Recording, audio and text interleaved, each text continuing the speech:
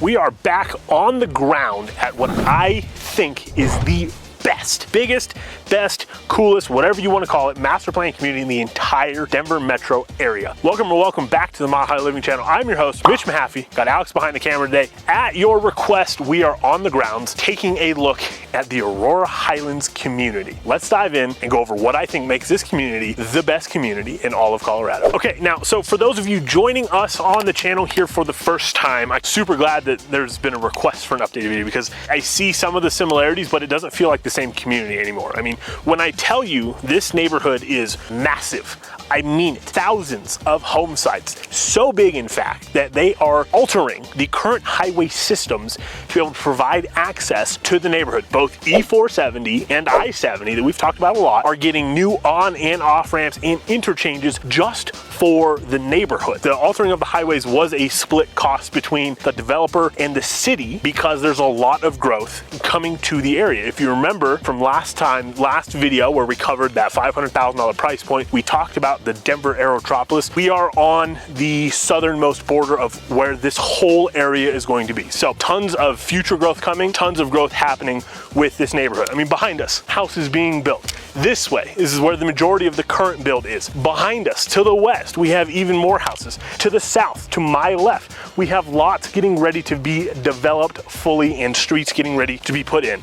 No joke, thousands of home sites, tens of thousands of residents. Now, this development has been in the works for over a decade now. The land was purchased, if memory serves me correctly, between like 2008 and 2010. They've been sitting on it, and then the rest of the time was going through all the regulatory process that it takes to develop a neighborhood this big. What's super cool about this development, this is a lady who developed it, who owns the development company who's developing this neighborhood, the master developer. The master developer of the community is the Aurora Highlands. It is its own entity for development, and the lead developer, that lady that we just spoke about, put her money where her mouth is, unlike what most developers do. The very first house that sold in this neighborhood was bought by the developer. Now, I'm not exaggerating when I say thousands of home sites, and with that comes a massive need for everything to support having that much of a population shift and growth in the area. So on top of all of the houses that are being built and coming to the area, we've got a ton of mixed-use commercial and storefronts.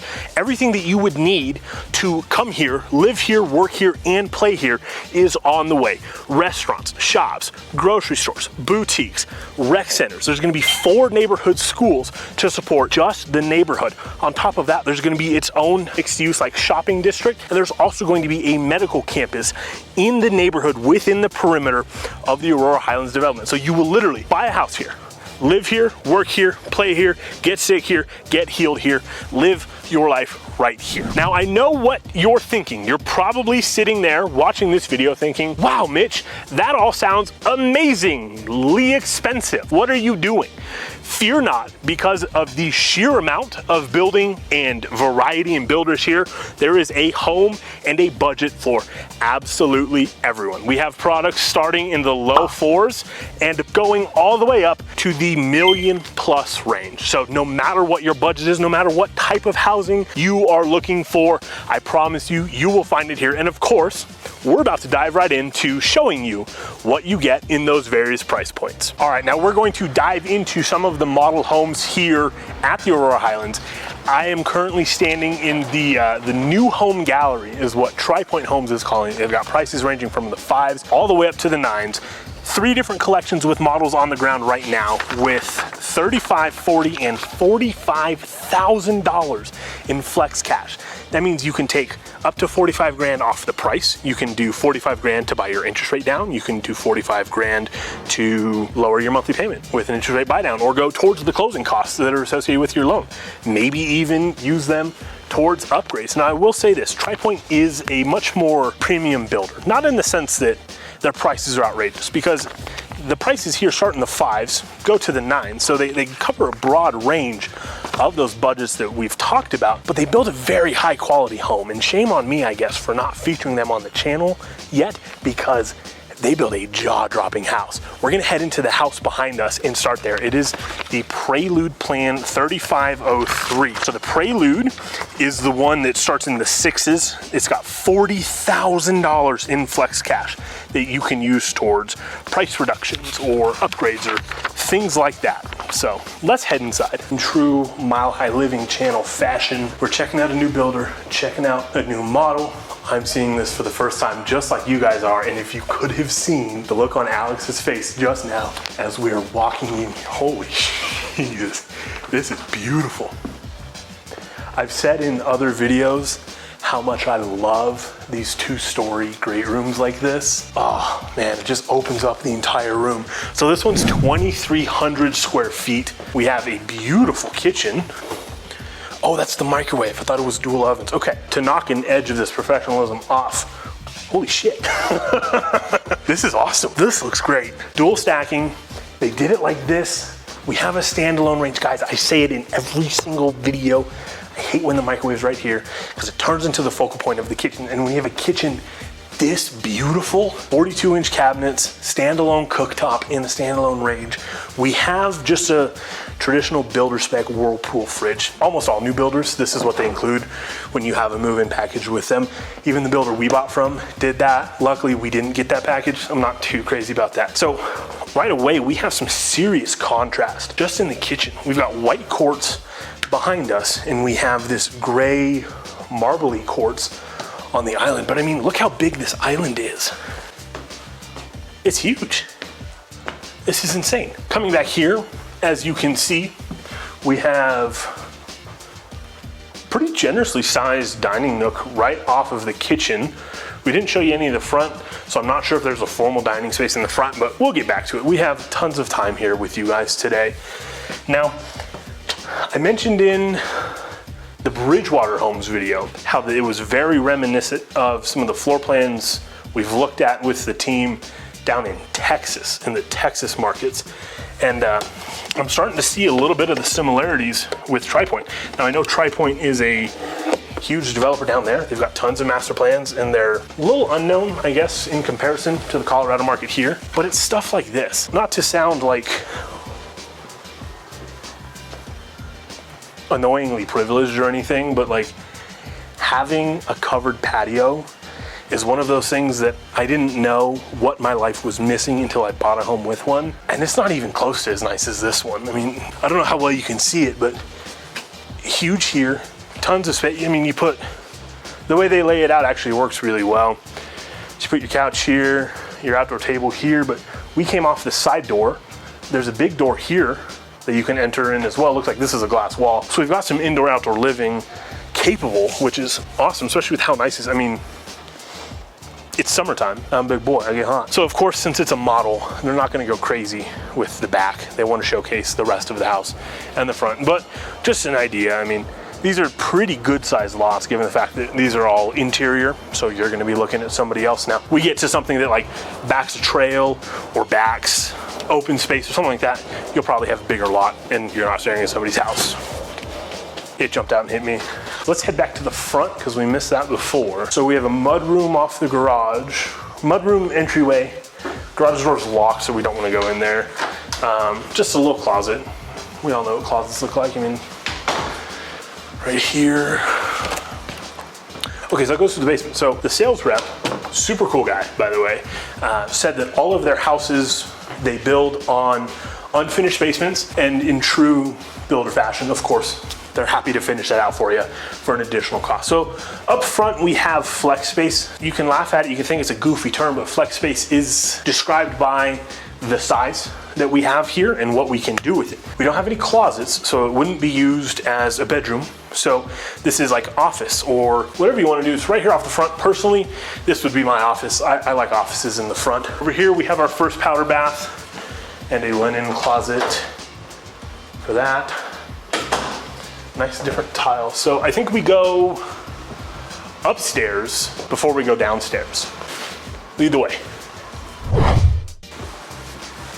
Yeah, I mean, look at that view coming down. Imagine. All right, guys, we're gonna do a POV moment here. POV, you wake up in your brand new TriPoint home, and this is what you see every day. Wow. I'd be willing to bet, true builder fashion, we could option this as a bedroom. If you don't need it, lofts completely change the upstairs for me. Back here, we'll probably have the rest of our bedrooms. One bedroom right here. Two bedroom here.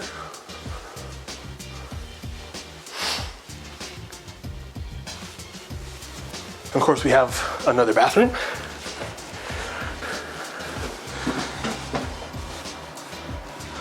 Right here's the laundry room. Ooh. Oh, and it's real tile floor. You guys know how much I hate when builders charge a premium for their house and they cut corners on stuff like the floor. Like, there's gonna be water there. We should have water resistant flooring. Kudos to Tri Pointe for that. Ooh.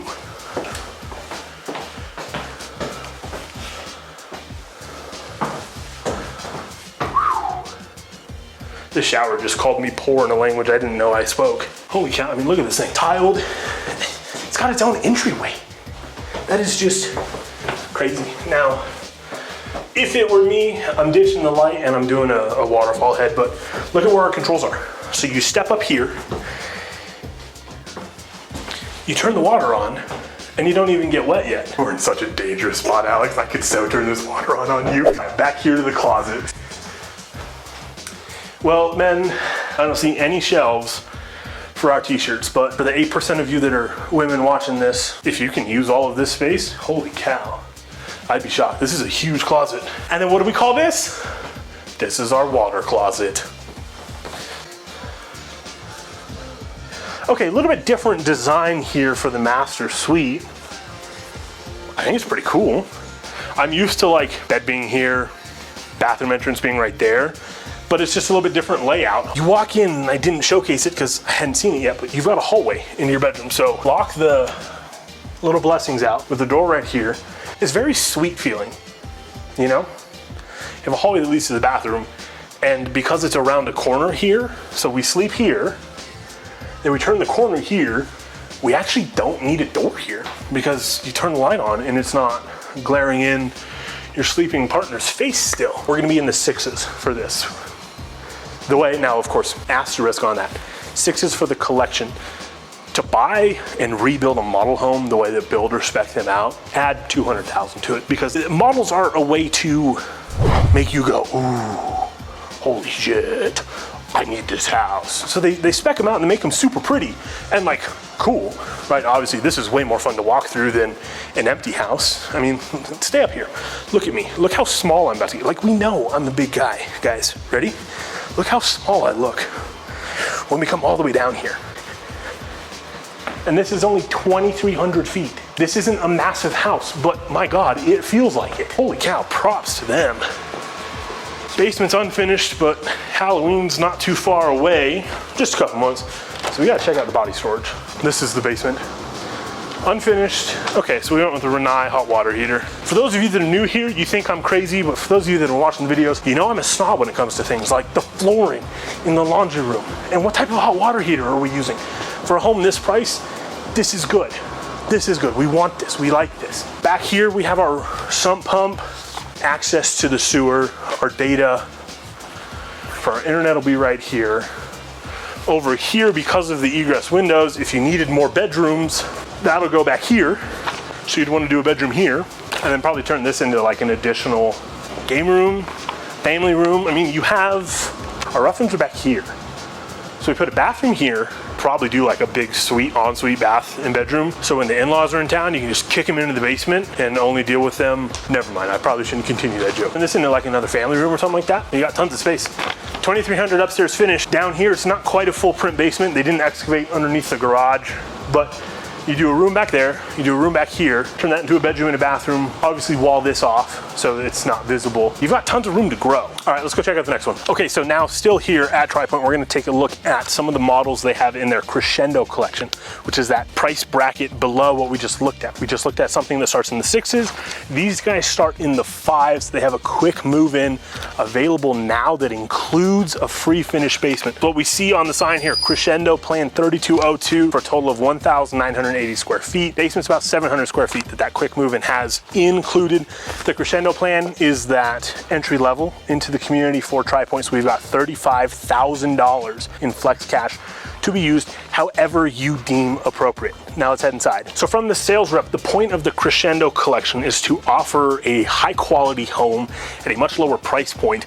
And compared to what else is in the neighborhood at this price point, this home, this collection competes with some of the duplexes and paired homes while maintaining a true single family status. You don't share walls with anybody here, and you have low maintenance lots. Most of your landscaping will be in the front with an alley load garage, so we maximize that appeal of the front of the house. Okay, so this is a much more traditional, I would call, open floor plan that is prevalent across all builders these days. You walk in, I'm a sucker for my offices, for my flex spaces in the front. So we've got just that right here. And then behind us, we have the family room. Behind us, we have the family room. Alex, turn around.